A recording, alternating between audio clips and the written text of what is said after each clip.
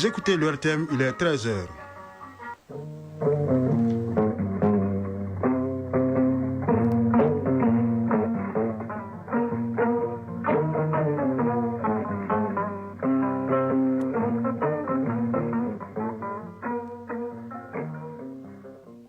Le journal Siaka Konaté. Mali Actualité, deuxième édition, le titre. Informer et sensibiliser la communauté sur la prévention du paludisme et sa prise en charge, c'est l'objectif d'une caravane lancée par l'ONG Alcat Santé Plus dans les districts de Bamako appelé Palitour. Le coup d'État est consommé en Guinée-Bissau où les hauts commandements militaires pour la restauration de l'ordre, composé de différentes branches de l'armée, a pris le pouvoir et arrêté le président Umaru Sissoco Embaló. Au Nigeria, le président instaure l'état d'urgence sécuritaire et ordonne le recrutement de 20 000 nouveaux policiers pour lutter contre l'insécurité. Sport football, la deuxième journée du championnat de Ligue 1 démarre demain. CAN Maroc 2025, la CAF a publié hier la liste des 28 arbitres retenus pour la compétition, dont un Malien Bouakar Traoré dit Béni Béni. Nous parlerons également de la fin de la 5e journée des matchs de poule de la Ligue européenne des champions et la leçon de sport consacrée à la lutte traditionnelle. Dans la chronique judiciaire, nous irons à la découverte de la Chambre civile de la Cour suprême, chargée de juger les affaires civiles, divorce, héritage, litiges fonciers et coutumiers. Mesdames et messieurs, bonjour, bienvenue dans cette édition. Rencontre d'échange ce mercredi entre le Parlement des enfants et les membres du Conseil économique, environnemental et culturel. Ces échanges, qui se sont déroulés au siège du Conseil économique, ont porté sur la note de plaidoyer en faveur des droits des enfants. Les enfants ont saisi cette occasion pour y remettre leur note au président de l'institution et solliciter son soutien. Le reportage est signé Mamadou Fani. Le Parlement des enfants du Mali à la recherche de soutien pour sa note de plaidoyer en faveur de ses droits. Après le CNT, c'est au tour du Conseil économique, social, environnemental et culturel de recevoir les représentants des enfants du Mali pour défendre la vision de leur organisation. Cette rencontre avec les conseillers de la République se tient dans le cadre de la célébration de la Journée internationale du droit de l'enfant le 20 novembre de chaque année. Rokia Bassane Kamara, vice-présidente du Bureau national du Parlement des enfants. L'objet de cette rencontre était basé sur la remise d'une note de plaidoyer. On souhaite qu'ils prennent vraiment en compte notre note de plaidoyer. Déjà que le président l'avait très bien compris et ça nous a rendu vraiment heureux vu qu'il a compris un peu le thème et tout. Alors le Parlement se porte à merveille vu qu'on fait tout notre possible pour pouvoir garantir le droit des enfants et participer à la protection des enfants. Il s'agit pour les membres du Conseil économique, social, environnemental et culturel d'écouter et de comprendre les enfants du Mali sur la planification et la structuration de leur Parlement. Yacouba Katile, président du Conseil économique, social, environnemental et culturel. La protection et la promotion des droits de l'enfant ne relèvent pas uniquement du Parlement des enfants ou des structures sectorielles. Elle relève de la nation entière. Elle nous interpelle tous. Les enfants représentent non seulement notre avenir, mais ils incarnent aussi notre responsabilité morale la plus fondamentale. Le Conseil économique, social, environnemental et culturel restera à vos côtés. Sachez d'ores et déjà que votre engagement, votre discipline et votre amour pour votre patrie sont essentiels. Les défis des mères et des avancées ont été constatés sur leurs droits selon le Parlement des enfants. Ils souhaitent que leur note de plaidoyer soit davantage soutenue pour que tous les enfants du Mali bénéficient du même droit comme le stipule la Constitution. L'ONG Alcat Santé Plus, en partenariat avec le Programme national de lutte contre le paludisme, vient de lancer la caravane Palitour à Bamako. L'objectif est d'informer et sensibiliser la population sur les mesures de prévention et la prise en charge du paludisme. Cette caravane a été précédée de 2 jours de sensibilisation sur cette maladie sur les 2 rives de la capitale. Le compte rendu est signé Awa Traoré.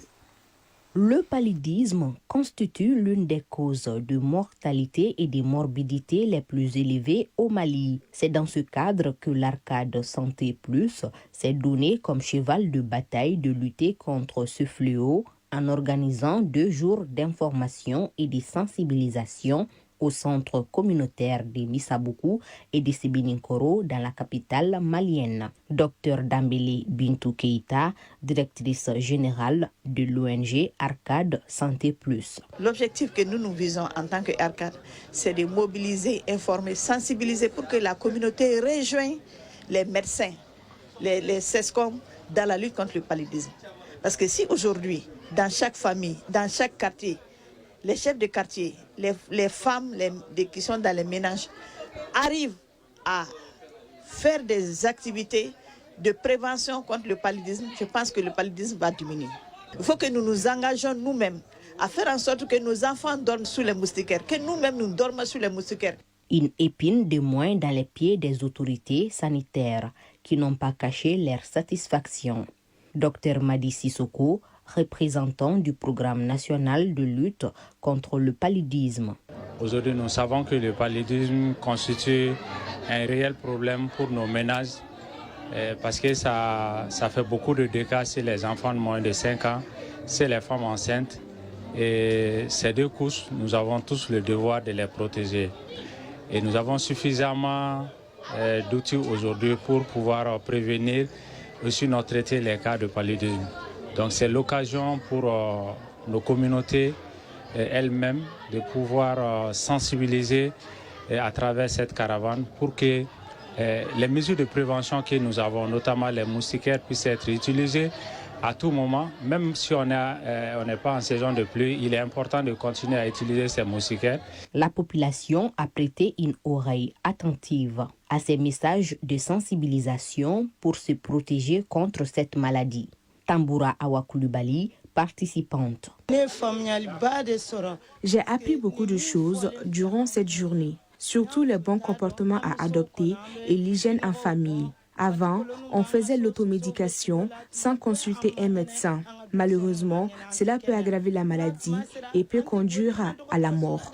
Un Mali avec 0 cas de paludisme est l'ambition que s'est fixée l'Arcade Santé Plus et le programme national de lutte contre le paludisme pendant tout au long de ces journées de sensibilisation. Et cela ne serait possible qu'en conjuguant les efforts. À l'intérieur du pays, le ministère de l'Environnement, de l'Assainissement et du Développement durable, à travers l'agence du bassin du fleuve Niger, a procédé hier à la destruction et à l'incinération de 23 dragues et leurs accessoires saisis sur le fleuve Niger à Koulikoro. Cette opération s'est déroulée au quai d'embarquement de la Comanaf à Koulikoro sous l'œil vigilant des autorités régionales qui ont promis de maintenir cette dynamique jusqu'à l'élimination totale du phénomène du dragage de l'or dans le fleuve Niger. Le compte rendu de Bouakar Sissoko qui nous appelle de Koulikoro. L'exploitation de l'or par dragage nuit dangereusement à l'écosystème de nos cours d'eau, singulièrement les fleuves. Elle affecte également la santé humaine et animale. C'est ce qui justifie cette destruction de 23 dragues et leurs accessoires saisis sur le fleuve Niger à Koulikoro. Les accessoires ont été incinérés sur le quai d'embarquement de Koulikoro. Moussa Diamoy, directeur général de l'ABFN. Et la moisson a été belle parce que nous avons pu avoir 23 dragues ont été saisies avec leur équipement et nous avons reçu l'instruction de les incinérer. La détermination du département pour contrer cette activité qui est dégradante, polluante pour l'environnement et les ressources en eau, notre détermination est sans faille et que notre détermination n'a d'égal que leur persistance. Donc s'ils persistent, nous aussi on est là pour pouvoir mettre fin à cette activité-là. Et voilà pourquoi cette fois-ci nous avons voulu donner l'exemple comme quoi il n'y a pas de demi-mesure, cette activité n'a que trop dégradé notre environnement, n'a que trop nuit à nos ressources. Donc, et puisque c'est une activité qui est complètement interdite, il n'y a pas de raison que nous la laissons prospérer. Les autorités de la transition accordent une grande importance à la sauvegarde de nos cours d'eau. C'est pourquoi le gouverneur de région est sans équivoque. Selon lui, après des années de sensibilisation, l'heure est à l'action. Colonel Lamine Kapouri Sanogo, gouverneur de la région de Koulikoro. Le jeudi dernier, effectivement, nous avons reçu l'information comme quoi il y a des exploitants de drague sur le fleuve Niger, dans la commune de Meguetan. Et suite à cela, nous avons planifié une mission qui fut composée des agents de sécurité, du personnel des eaux et forêts, du personnel de l'agence du bassin du fleuve Niger, qui ont pu traquer ces exploitants. Les moteurs ont été démontés, tout comme certains accessoires. Ce fut le cas à Kangaba il y a quelques mois. Nous avons reçu effectivement des instructions de mettre à feu ces équipements-là. Les ferrailles qui sont issues de cette action d'envergure de destruction et d'incinération seront vendues, dont les recettes seront reversées au compte de l'état-major général des armées, indique le colonel Lamine Kapouri Sanogo, gouverneur de Koulikoro. Nous avons pris un certain nombre de dispositions au niveau régional déjà depuis 2023 quant à l'interdiction de fabrication des dragues au niveau de certaines circonscriptions locales. Mais également, nous avons pris des dispositions empêchant la circulation de ces dragues-là sur les cours d'eau. Dorénavant, il n'y aura pas de mise en garde. Nous allons prendre les mesures qui s'imposent pour que les exploitants répondent des actes qu'ils auraient commis. L'eau, jadis qualifiée d'inodore et incolore, a pris désormais la couleur jaunâtre dans le fleuve Niger à Koulikoro, à cause des actions drastiques du dragage qui la pollue dangereusement. Koulikoro, Boubacar Sissoko et Salif Maïga pour leur thème. À Tombouctou, les préparatifs de la biennale vont bon train. Les jeunes des différents quartiers sont mobilisés pour assainir la ville. Ils sont appuyés par l'UNICEF à travers le projet PAFEM. En visite de supervision, les autorités régionales se réjouissent de l'engagement des jeunes. De Tombouctou, la correspondance d'Idrissa Goulou Sissoko. À Tombouctou, l'on s'active pour rendre la ville très propre avant la biennale artistique et culturelle à travers les travaux de curage, de caniveaux, de désensablement des goudrons et l'évacuation des ordures ménagères. Ces activités se situent dans le cadre du projet PAFEM financé par l'UNICEF et mis en œuvre par l'ONG AMSS. Ce sont les jeunes des différents quartiers qui sont mis à contribution. Fadimata Koulibaly, participante. Ça doit finir le samedi, Inch'Allah, 29, mais on a décidé de continuer ça. 10 jours, volontariat. C'est ça pour nous-mêmes. Moussa Sissé, coordinateur régional AMSS. La visite de ce matin au niveau de la commune urbaine de Tombouctou, c'est-à-dire les quartiers d'Abaradio, Sarekena et Sankouré, dénote vraiment le démarrage effectif des travaux TPMO. Cette deuxième phase des travaux TPMO. Donc en tant que partenaire, c'est vraiment un sentiment de satisfaction parce que comme vous avez fait le tour des sites, comment on appelle, d'intervention, je pense qu'aujourd'hui, au niveau de ces quartiers, l'assainissement est total. Il y a un engouement des populations, un engouement aussi des bénéficiaires. Donc ce qui dénote que vraiment nous avons quand même rempli vraiment notre contrat. En se rendant dans les différents quartiers de la ville, les autorités régionales et le partenaire financier se disent satisfaits de l'engagement des communautés. Kolo Mawa Soro, chef de bureau UNICEF Tombouctou. En tout cas, notre constat, c'est que le travail avance très bien. Nous avons senti de l'engouement et de l'engagement des travailleurs, des riverains, de toute la population. Mais c'est aussi l'occasion pour nous de saluer le travail qui a été fait en amont pour la préparation, avec la forte implication et l'engagement des autorités locales, des chefs de quartier, des CDQ et également des partenaires de mise en œuvre. Aujourd'hui, si nous sommes à ce résultat, c'est parce qu'ensemble avec la jeunesse, avec les autorités, avec la population, nous avons tous compris l'intérêt que ce projet revêt, puisque l'objectif de ce projet, c'est de lutter contre la pauvreté, renforcer l'entrepreneuriat, mais également créer des emplois. Mamadou Tembili, directeur de cabinet du gouverneur de Tombouctou. Nous sommes comblés et très ravis de constater la qualité du travail réalisé dans le cadre des travaux publics à haute intensité de main-d'œuvre, dans le cadre de la mise en œuvre du projet PAFEM, ici mise en œuvre par l'UNICEF avec son partenaire de l'ONG nationale, l'AMSS. Nous avons sillonné le balayage des rues ainsi que le désensablement de ces mêmes rues, mais aussi le dégagement des dépôts de transit qui se déroulent à hauteur de souhait. Ceci nous réconforte à plus d'un titre pour que Tombouctou, la ville, soit effectivement prête pour accueillir les invités de la Biennale artistique et culturelle Tombouctou édition 2025. Il faut noter que le démarrage de ces travaux fait suite à une réception de matériel d'assainissement par les CDQ de la ville. Tombouctou, Idrissa Goulou Sissoko, Alou Koulibaly pour l'ORTM. À l'étranger, coup d'État en Guinée-Bissau, le pays est désormais dirigé par un haut commandement pour la restauration de l'ordre, composé de toutes les branches de l'armée, qui a arrêté hier le président Umaru Sissoco Embalo. Dans une déclaration à la presse, lui par le chef d'état-major de l'armée de terre, le général Denis Sagna, également chef de la sécurité présidentielle, le haut commandement militaire, affirme avoir pris le contrôle total du pays, suspendu le processus électoral et fermé toutes les frontières. Le chef d'état-major général de l'armée et le ministre de l'Intérieur ont été également arrêtés. Les auteurs du coup d'État affirment avoir agi ainsi pour garantir la sécurité au niveau national et également rétablir l'ordre, évoquant la découverte par les renseignements généraux d'un plan visant à déstabiliser le pays avec l'implication des barons nationaux de la drogue. Au Nigeria, le président a déclaré hier l'état d'urgence sécuritaire et ordonné la refondation de l'armée au lendemain d'une série d'enlèvements d'écoliers et leurs enseignants. Bola Ahmed Tinubu a demandé au commandement de la police nationale de recruter 20 000 nouveaux agents pour lutter contre l'insécurité. Il a également ordonné le déploiement des gardes forestiers afin de traquer les groupes armés dans les zones boisées. Les agents seront retirés de la protection des hautes personnalités pour être formés et déployés dans les zones où la sécurité est compromise. Le pape Léon XIV est arrivé ce jeudi en Turquie pour une visite de 4 jours, son premier voyage à l'étranger. Il sera reçu par le président turc avant de visiter le mausolée Mustafa Kemal Atatürk, fondateur de la Turquie, à Ankara. Ensuite, il se rendra à Istanbul, où il visitera la mosquée bleue, la basilique engloutie d'Iznik et le monastère de Saint-Maroun à Anaya. Après la Turquie, le pape Léon XIV se rendra au Liban, où il visitera le port de Beyrouth, où une explosion a fait de nombreuses victimes et provoqué d'importants dégâts matériels en 2020. 55 morts et 279 disparus, c'est le bilan d'un incendie qui a ravagé hier un complexe résidentiel à Hong Kong.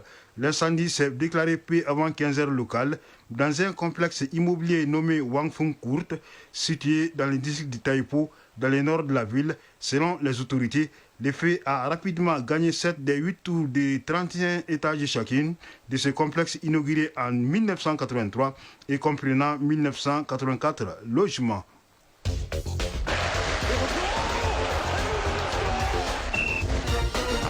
Ce générique annonce la page sport. La leçon du sport de ce jeudi porte sur la détermination de la victoire en lutte traditionnelle.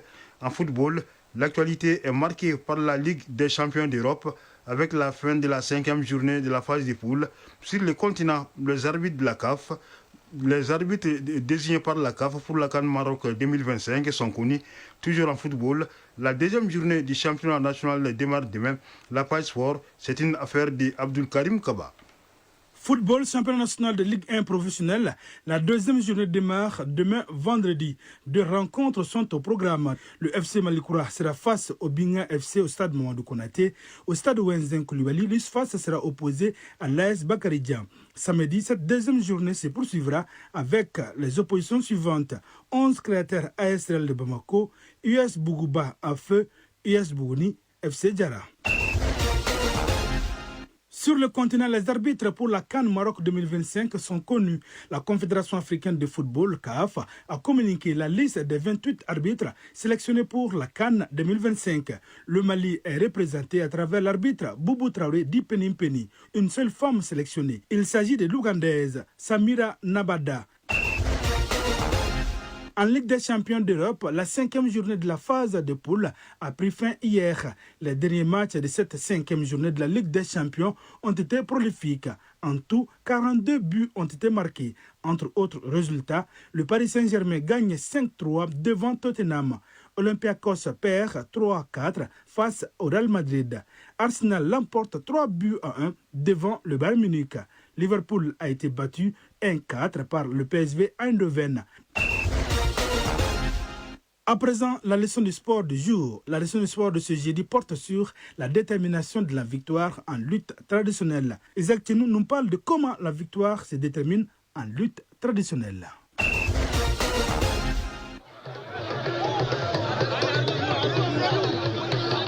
Discipline sportive parmi les plus anciennes, la lutte partage ses origines avec celle de l'humanité. Sa pratique est inhérente à l'homme, tant son principe et sa mise en œuvre sont simples. De ce fait, D'innombrables formes de lutte traditionnelle se sont développées aux quatre coins du monde, chacune avec des finalités spécifiques. Désormais codifiés, des principes sont établis pour déterminer le vainqueur. Demba Dansokho, président de la commission des arbitres de lutte au Mali, nous donne des précisions. La victoire du combat est obtenue dans les cas suivants. Par terrassement, quand on parle de terrassement, ça veut dire que le lutteur est tombé sur le dos de la tête, des fesses, même sur propre action de l'attaquant. Et puis à plat ventre, sur le côté, deux genoux, une main, 3 appuis, qu'on appelle 3 appuis au sol. On peut donner la victoire par abandon de l'adversaire, par forfait. Après 3 appels espacés d'1 minute, il y a aussi l'avertissement pour non-combativité ou faute grave. Il y a la disqualification de l'adversaire pour anti-jeu et fuite de l'aire de combat. Après 3 avertissements successifs, après le temps réglementaire. Pour donner la victoire, les arbitres évaluent les combats. Les points sont attribués suivant un règlement. Pour évaluer les actions des 2 lutteurs à l'issue d'un combat, le pointage sera comme suit. Victoire par terrassement et avertissement, ça fait 5 points. Victoire par abandon, le vainqueur aura 4 points. Victoire par disqualification, on donne 3 points à son adversaire. Victoire par forfait, l'autre gagne 2 points. Même en cas de défaite, un lutteur obtient des points, nous dit Demba Dansokho. Défaite par terrassement, 1 point. Décision, avertissement. Défaite par abandon, 1 point. Défaite par disqualification, c'est 0 point. Forfait, le lutteur qui suit forfait, il a 0 point. Le terrain de lutte est recouvert de sable et forme un cercle de 9 mètres de diamètre. Ce cercle est délimité par des sacs de sable. Chronique judiciaire. Au terme de l'article 87 de la loi organique du 23 septembre 2016 qui définit l'organisation, le fonctionnement et la procédure devant la Cour suprême, la section judiciaire se compose de plusieurs chambres, civiles, criminelles, commerciales et sociales. Cette architecture institutionnelle encadre l'existence et les compétences de la première chambre civile, un organe essentiel dans le traitement des litiges civils au plus haut niveau de juridiction. Le rôle et la portée juridique de cette chambre civile avec Garibou Pérou dans la chronique judiciaire. Dès que l'on pousse les portes de la première chambre civile de la Cour suprême, on découvre les affaires les plus intimes et les plus ancrées dans les traditions. C'est ici que s'examinent jour après jour les litiges matrimoniaux et coutumiers qui façonnent une part essentielle du droit civil. Amadou Cissé, président de la première chambre civile de la section judiciaire de la Cour suprême. La section judiciaire est organisée en chambres civiles au pluriel, criminelles, commerciales et sociale. C'est dans ce cadre qu'il faut situer l'existence et le fondement juridique de la première chambre civile, la section que nous dirigeons. S'agissant des attributions de la première chambre civile, il s'agit essentiellement des attributions matrimoniales et coutumières, c'est-à-dire tout ce qui est en matière matrimoniale, tout ce qui est relatif au divorce, au jugement d'hérédité, aux successions, aux pensions alimentaires. La deuxième attribution, il s'agit de tout ce qui concerne les litiges fonciers coutumiers, c'est-à-dire tous les détenteurs de terres qui ne disposent pas de titre. Les contentieux relatifs à ces litiges sont portés devant la première chambre civile. Comme les autres formations de la Cour suprême et conformément à l'article 39, la première chambre civile réunit un président et une dizaine de conseillers. La saisine de la chambre est d'une simplicité presque inattendue au regard des enjeux qu'elle porte. Lorsque les dossiers quittent la Cour d'appel pour venir au niveau de la Cour suprême, la mise en état est faite au niveau du greffe. Dès que la mise en état est terminée, on nous renvoie le dossier. Donc, dès réception du dossier, le président de la Chambre confie le dossier à un conseiller rapporteur. Dès que le conseiller reçoit ce dossier-là, il fait son rapport et la loi dit qu'il doit faire un rapport sans délai. Bon, mais dans la pratique, le minimum quand même, pour faire un rapport, il faut compter dans les 3 semaines à 1 mois. Après le dépôt du rapport, le dossier est transmis au niveau du parquet général. Le parquet général fait ses conclusions et nous retourne le dossier. Donc c'est après retour du dossier du parquet général qu'on procède à l'audiencement, à l'enrôlement de l'affaire. Et l'affaire est portée à l'audience pour être jugée. Les audiences en principe publiques ne se referment sur elles-mêmes qu'à la demande de la loi lorsque la sensibilité des dossiers impose les huis clos. Ce que dit l'article 174, les règles du Code de procédure civile, commerciale et sociale concernant la publicité, la police et la discipline doivent être observés devant la Cour suprême. Donc cet article nous renvoie aux dispositions des articles 441 et suivants du Code de procédure civile, notamment 441 qui dit que les débats sont publics, sauf si la loi en dispose autrement. Le rôle de la Chambre, lui, ne cesse de s'étoffer. La technicité des matières soumises à son examen rend la présence d'un conseil quasiment indispensable. La section judiciaire de la Cour suprême est le juge suprême de toutes les décisions rendues en matière civile, commerciale, sociale, excepté le contentieux relatif aux actes uniformes de l'OHADA. C'est-à-dire le rôle de la Cour à ce niveau se limite uniquement à un rôle de courroie de transmission. Tout ce qui concerne l'OHADA ne relève pas de la compétence de la section judiciaire de la Cour suprême. Pour renforcer la lisibilité de cette décision, la Cour s'appuie sur un comité scientifique chargé de sélectionner les arrêts les plus marquants et, si nécessaire, d'en proposer une lecture approfondie. Le service des études, de la documentation et des recherches assure ensuite la diffusion de cette décision permettant au public d'accéder à une justice expliquée, contextualisée, intelligible. Ainsi, des salles d'audience aux pages rendues publiques, la première chambre civile mène un travail silencieux, exigeant, mais essentiel, où le droit se façonne et se transmet avec la précision d'un artisan et la rigueur d'un gardien du temps. C'est la fin de cette édition présentée par Chara Konati avec la collaboration de Ousmanda pour la réalisation. À la mise en onde de Absetou Traoré, assisté de Fousseni Sissoko, la mise en ligne étant assurée par Marcel Tessougué. Une édition à retrouver sur nos plateformes digitales. Restez à l'écoute pour pouvoir suivre les avis et communiquer avec Assitan Tangara. Merci d'avoir suivi cette édition et bonne écoute radiophonique.